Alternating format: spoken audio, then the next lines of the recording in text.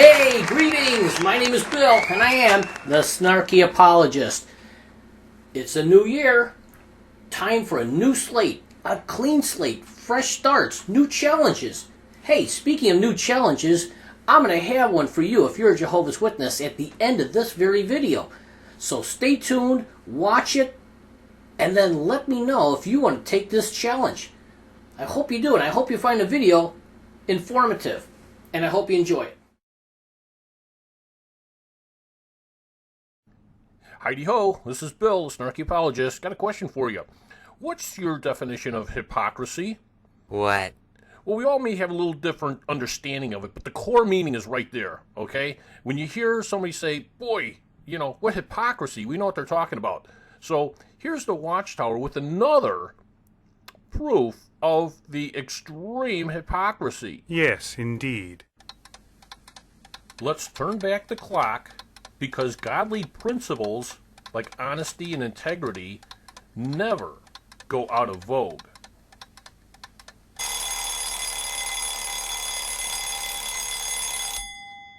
In an Awake article, July 22nd, 1964, under the heading of Finding the Facts, I found this.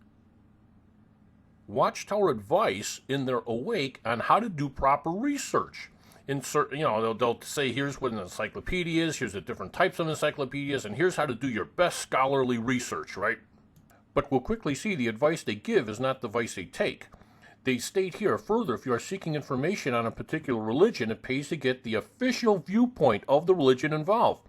If you want to know about the Catholic viewpoint, consult the Catholic Encyclopedia. If you want to know about the Jewish history and customs, consult the Jewish Encyclopedia. Makes good sense, right? Did they follow it? No. That's okay. That's okay. Enter Exhibit A, the Should You Believe in a Trinity booklet. This is their heavy hitter in terms of downing the Trinity and making it look like it's not a biblical teaching and that no one supported it. You would think an organization that claims to be directed by Jehovah God would not lie to its own followers and would have some level of integrity, especially when they're telling others to have the same integrity when you're doing your research. But that doesn't apply to them, as you will see. That's pretty much it. Now here's a screen capture of the online version. It's identical to the booklet. And it states the Ante-Nicene Fathers were acknowledged to have been leading religious leaders in the early centuries after Christ's birth. What they taught is of interest. So point number one of their advice is to use the official viewpoint. What would be the official viewpoint if you wanted to learn the teachings of the Ante-Nicene Fathers? What do you think? Well, I would think the official viewpoint would be the early Church Fathers' writings themselves.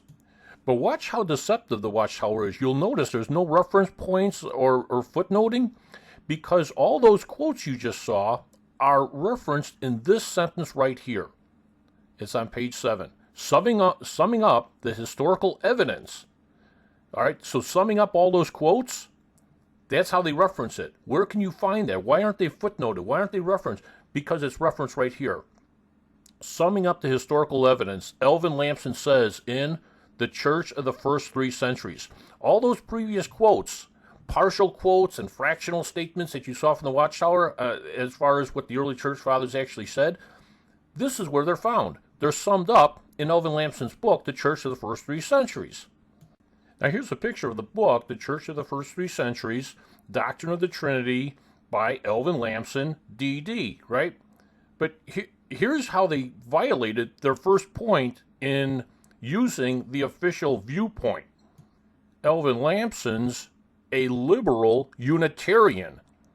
They're not quoting the early church. They're not going to the official viewpoint. They're quoting a Unitarian, a liberal Unitarian instead. Okay, now, back to the Watchtower article, specifically on page 18, where we arrive at advice point number 2. There is something else you should know when selecting a book. What is the purpose of the writer? All right, remember that. Who is the writer? If a book says a certain industry is being discriminated against by the government, who is the writer? Is he a spokesman for that industry? Important point. Or is he someone more objective in his approach? You can usually find out the motive of the author by consulting the book's preface or foreword. So point number 2, is the writer biased or objective? Well, when you look in the preface, what do you find? This is what you find.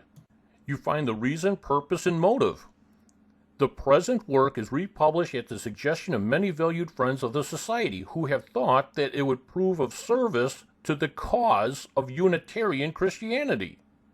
Is this writer putting one industry over another? Is he biased or is he more objective? They failed at their second point.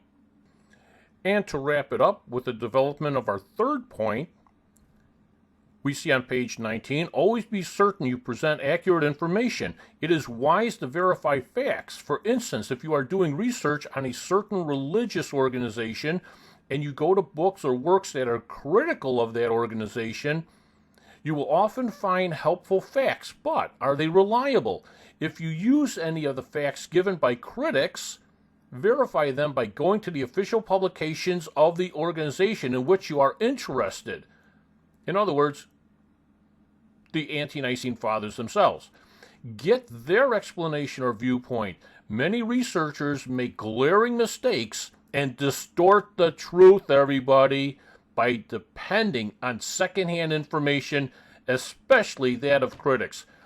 Why are they going to a liberal Unitarian's viewpoint on the Ante-Nicene Fathers' writings instead of going directly to the source themselves? So there you have it, my friends. If you're a Jehovah's Witness out there, and you folks have been calling me, you've been sending PMs, I know you're curious and you're getting some information, and many of you have been a blessing. But look at this, will you? Will you just look at how your organization is deceiving you? You cannot deny the facts. And let me tell you something else. You will be held personally responsible for this. Don't think you're going to slough this off on the Watchtower leadership and just say, well, Jehovah will straighten their act out. No, my friends, you need to leave this organization and you need to come to Christ on a one-to-one, face-to-face basis.